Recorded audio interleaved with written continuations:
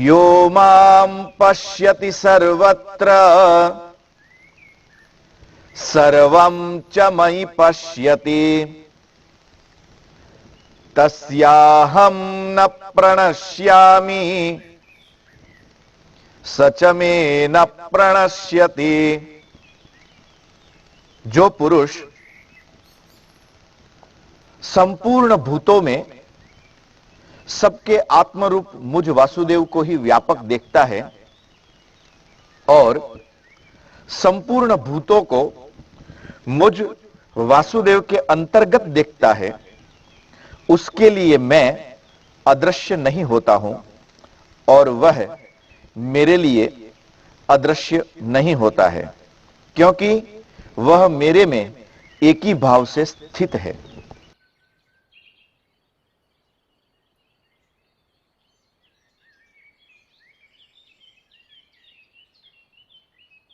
तो सज्जनों, मुस्कुराइए। आप सभी को मेरा प्रणाम। जय सिया राम। कन्या गुरुकुल के लाभार्थ मानवता मिशन द्वारा आयोजित इस आत्म संयम चिंतन सत्र में आपका स्वागत है।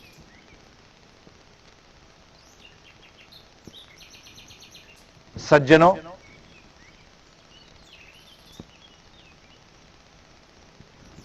हमारी ये आत्म संयम की यात्रा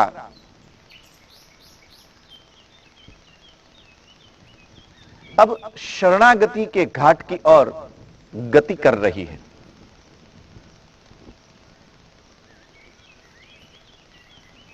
भगवान श्री कृष्ण का ये एक अद्भुत वचन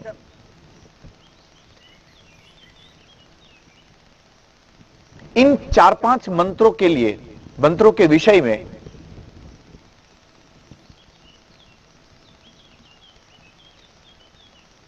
हमारे चिंतकों के द्वारा भगवत गीता के विषय में वक्तव्य देने वाले लोग, चिंतन करने वाले लोग, अभ्यास करने वाले लोगों ने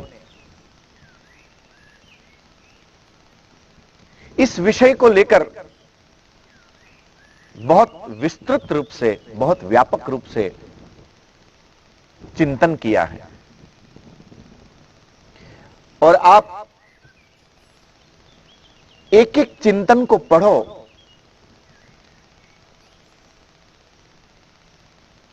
तो उस चिंतक के विचारों को पढ़ते पढ़ते ऐसा लगता है कि यही इसका सही अर्थ हो सकता है।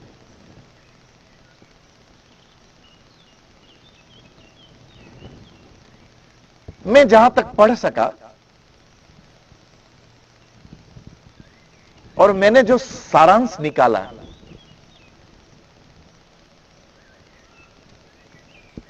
भगवान श्री कृष्ण एक आत्म संयमी साधक के लिए चरित्र निर्माण की एक महत्वपूर्ण कुंजी दे रहे हैं।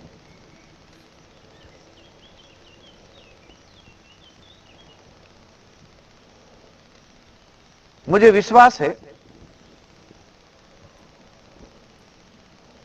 कि आपके संकल्प बल से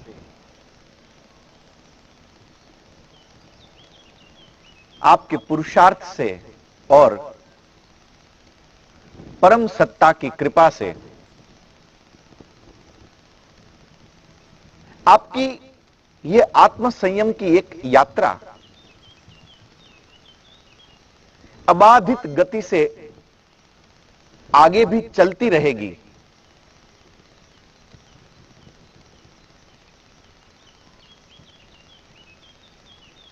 हो सकता है कि अभी तो केवल स्व अनुभव का एकाध स्पर्श हो सका होगा, अपने भीतर परम सत्ता का केवल एक बार अनुभव ही कर पाए होंगे, आत्म संयम की यह यात्रा गहरे में उतरकर इधर उधर हाथ पैर न मारते हुए अपने भीतर उस परम के साथ अवस्थित होने की एक यात्रा है। आज यदि स्व में उस परम सत्ता की मुस्कुराहट का यदि हम अनुभव कर पा रहे हैं, तो एक दिन उसी परमात्मा का साक्षात्कार आप अपने अंतरात्मा में अवश्य कर लोगे।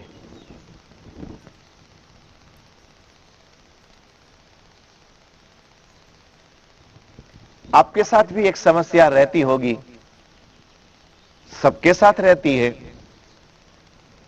और वह समस्या यह है कि ये सारे विचार है बहुत अच्छे, जब सुनते हैं, जब पढ़ते हैं, तो ऐसा महसूस होता है कि जैसे किसी परम शक्ति को अपने भीतर हम उनका अनुभव कर पाते हैं। मुझे बहुत लोगों ने बोला कि आत्म संयम के विषय में ये जो प्रवचन चल रहे हैं, क्या इसकी एक किताब भी प्रकाशित हो सकती है, ताकि कभी यात्रा करते करते हम इसको पढ़ भी सके। क्योंकि जब इन बातों को सुनते हैं और धीरे धीरे जब स्व का परिचय होता रहता है, उतनी देर के लिए बहुत अच्छा लगता है। पूर्व में मैंने एक मंत्र के विषय में चर्चा करते हुए आपको सूचित किया था कि जब आप अपनी अंतर गुहा में ध्यान की अवस्था में पहुंचे हो और एक बार जब आपको अपने अंदर उस परमात्मा का अनुभव हो, स्पर्श हो, उसके बाद वापस नहीं लौटना है। धीरे धीरे अपने उस अनुभव के साथ रहने की जो समय मर्यादा है, उसको बढ़ाते चले जाना है। यह अभ्यास के द्वारा होता चला जाएगा। आपका यह अभ्यास एक दिन पूर्ण रूप से परमात्मा के साथ बिठा देगा।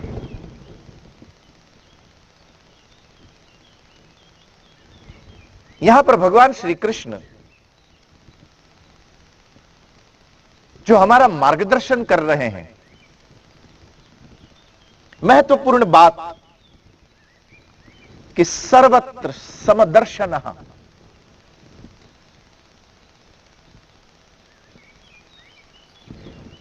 यहां पर कुछ एक बातें समझने जैसी है।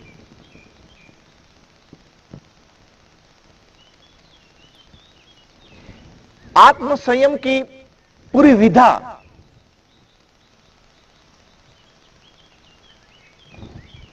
द्रव्य सृष्टि से परे है।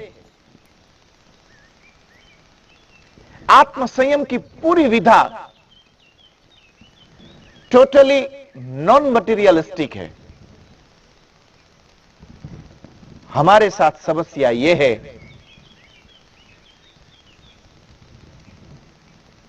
कि इस सत्संग को पूरा होते ही प्रातःकाल जब आप अभ्यास करते होंगे, उस अभ्यास के बाद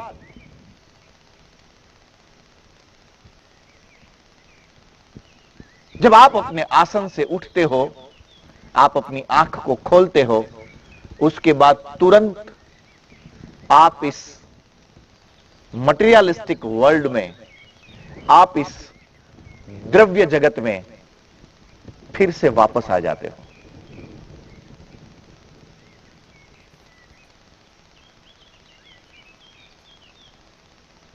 ये दोनों सृष्टि के बीच में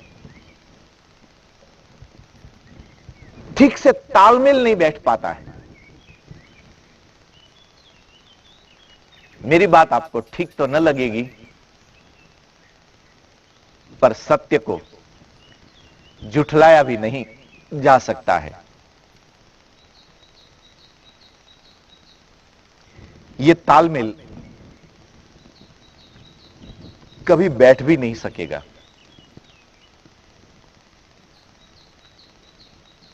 इसका एकमात्र उपाय है, और वह उपाय है सर्वत्र समदर्शन, जिसने धीरे धीरे अपनी समत्व बुद्धि का विकास कर लिया। इस विषय में हमने चर्चा की है। आपकी स्मृति के लिए पुनः बोलूं,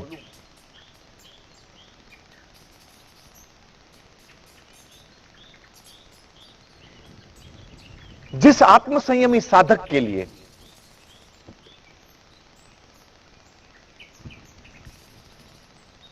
जो स्वयं के प्रति आत्मसम्मान का भाव रखता है, वही व्यक्ति दूसरों के सम्मान का ख्याल रख सकता है। हमारा अपना अस्तित्व, हमारे अपने संकल्प, हमारे अपने विचार, हमारी अपनी इच्छाएं, हमारा अपना अहंकार यदि महत्वपूर्ण है, होना भी चाहिए,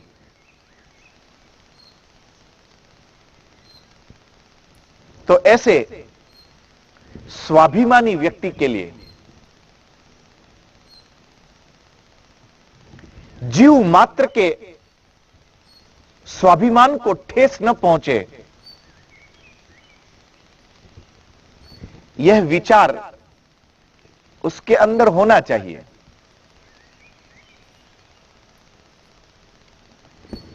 जिसे दूसरों का सम्मान करने की आदत न हो, ऐसे व्यक्ति का क्या सम्मान और क्या अपमान।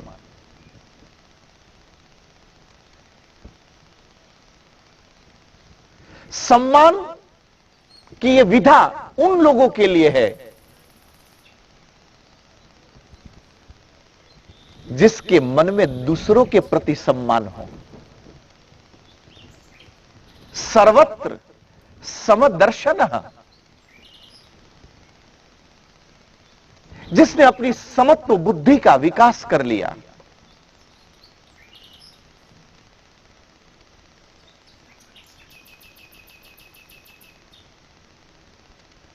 जो एक ओम सतनाम इस मंत्र को गाते हुए पूरे ब्रह्मांड में हर जीव, हर द्रव्य के प्रति अपना संबंध स्थापित कर सके,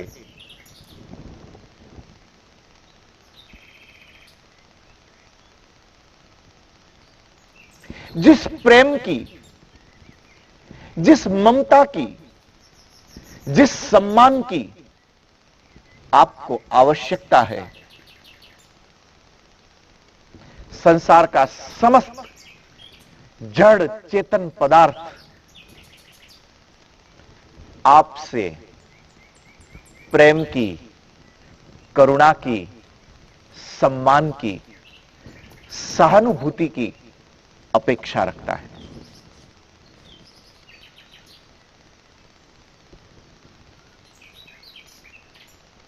स्वार्थांधा नैव पश्यन्ति परेशान संकटम महत दुर्गतम त्रासयित्वा ते दुस्वार्थम साधयन्त्युत।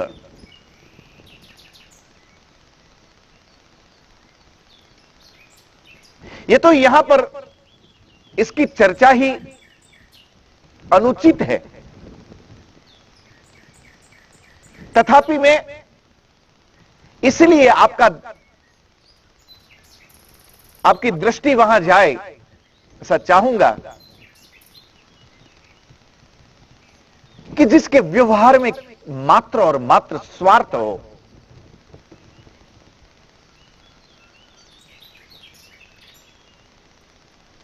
जो स्वाभिमान के नाम पर एकदम अहंकार से भरा हो,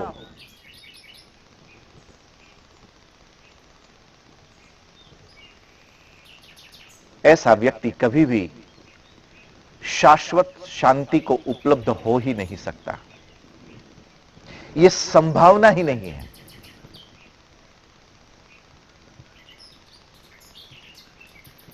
नवरात्रि की साधना का यह परम पावन पर्व आज से प्रारंभ हुआ। मां दुर्गा की ममता की गोद में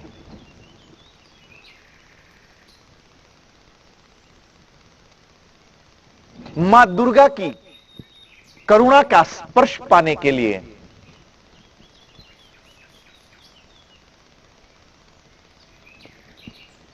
मां दुर्गा के आशीर्वाद पाने के लिए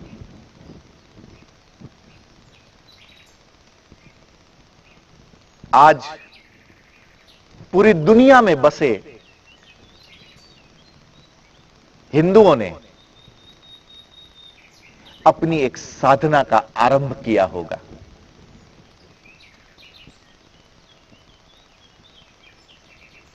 यदि आज आप रह गए हो, अभी भी कुछ नहीं बीता है, उस करुणामयी मां का स्पर्श, उस ममतामयी मां का स्पर्श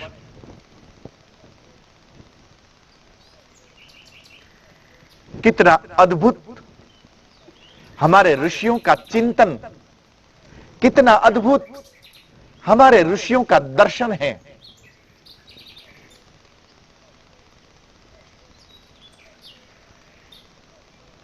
कि जिसके अंतःकरण में, जिसके भीतर, जिस तत्व के अणु अणु में मात्र और मात्र करुणा नितरती हो, मात्र और मात्र वो ममता से भरी हो, ऐसी ममता से भरी मां काली का रूप लेकर मधुकैटभ आदि राक्षसों का संहार करती नजर आती है। एक करुणा से ओतप्रोत, एक ममता से ओतप्रोत जगत जननी मां भवानी, मां दुर्गा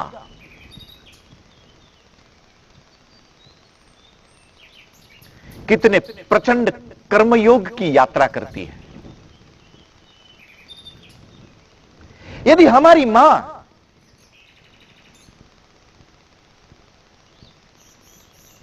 जिसके प्रत्येक परमाणु में मात्र और मात्र करुणा है, ममता है, वात्सल्य है,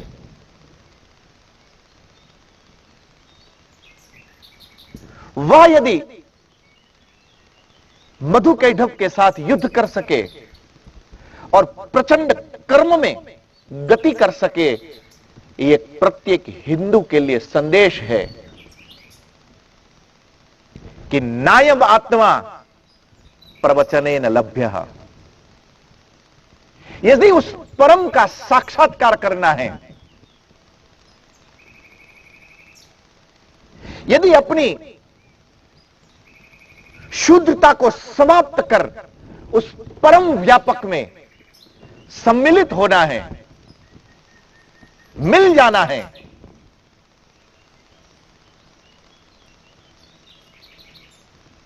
यदि ऐसा व्यापक यात्रा करनी हो तो नायम आत्मा प्रवचने न लभ्य।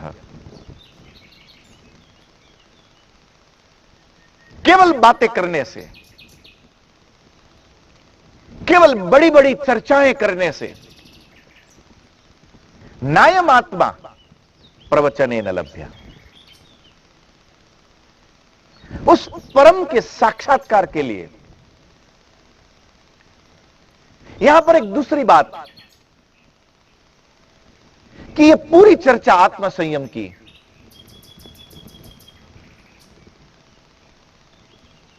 पदार्थ रहित जगत की चर्चा है। पदार्थ में होते हुए भी पदार्थ से परे जाकर पदार्थ के भीतर रमने की यह विधा है। हमारे साथ समस्या यह है कि अभी भी हमारी वृत्ति, अभी भी हमारा अनुभव उन वासनाओं से परे, उन पदार्थ जगत की आकांक्षाओं से ऊपर उठकर आत्म संयम की विधा की ओर गति नहीं कर पा रही है। इससे चिंतित होने की जरूरत नहीं है। वस्तुतः हमारे तनाव का यही एकमात्र कारण है।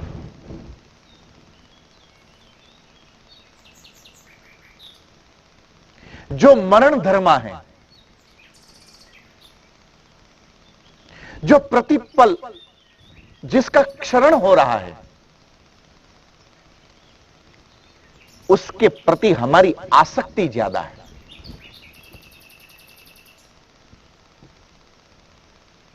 श्रीमद् भागवत का ऋषि कहता है कि पश्यान्निशम जगदिदम क्षणभंग निष्ठ। ये पूरा संसार जो क्षणभंगुर है, सतत बनता है, बिखरता है। ऐसे बनने और बिखरने वाले इस जगत के प्रति यदि हमारी आसक्ति हुई, उसके प्रति यदि हमारी रति हुई, तो यह हमारी आसक्ति, यह हमारी रति हमें तनाव की ओर,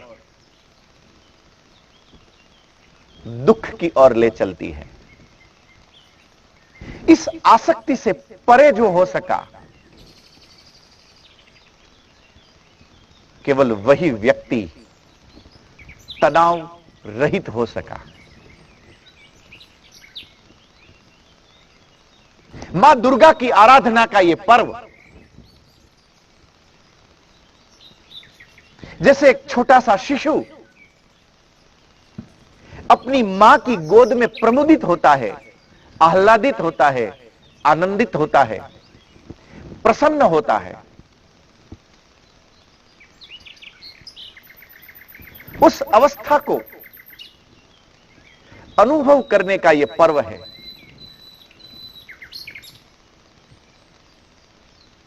वर्षांत का यह वात्सल्यपूर्ण पर्व है। उत्सवों के शिखर पर यात्रा करने का यह पर्व है। तनाव से परे होकर, और ये जो राग है, रति जो है, ये राग कभी हमारा किसी के प्रति नहीं हो सकता है। ये राग आत्मा का विषय है। हमारे भीतर की अंतरात्मा इंद्रियों के द्वारा, मन के द्वारा, बुद्धि के द्वारा संदेश पाती है, खबर लेती है और केवल खबर में वो उसके राग से बंधने लगती है। ये उसके साथ बंधना धीरे धीरे बंधन का कारण बनती है और यही बंधन, यही जुड़ाव हमारे तनाव का महत्वपूर्ण कारण है। इसका बहुत सहज उपाय है एक, और उस उपाय का नाम है, यदि इसी राग को, यदि वैराग्य के साथ यात्रा करवा दी जाए तो यह जीवन की एक मंगलमयी यात्रा हो सकती है। और इसीलिए भागवतकार ने कहा कि वैराग्य राग रसिको भव भक्ति निष्ठ। यहां पर भगवान श्री कृष्ण ने भी कहा कि जो सर्वत्र मुझे देखता है और मुझ में जो सबको देखता है, ऐसा मुझ वासुदेव में अवस्थित हुआ आत्म संयमी साधक अपने समस्त तनावों से ऊपर उठ सकता है, वो तनाव रहित हो सकता है। ये तनाव रहित होने की एक तनाव से भरे इस संसार से मुक्ति पाने की इस सुंदर चर्चा में पुनः आपसे मिलने की आशा के साथ आज बस इतना ही। आप सभी को मेरा प्रणाम। जय सिया राम। मुस्कुराते रहना।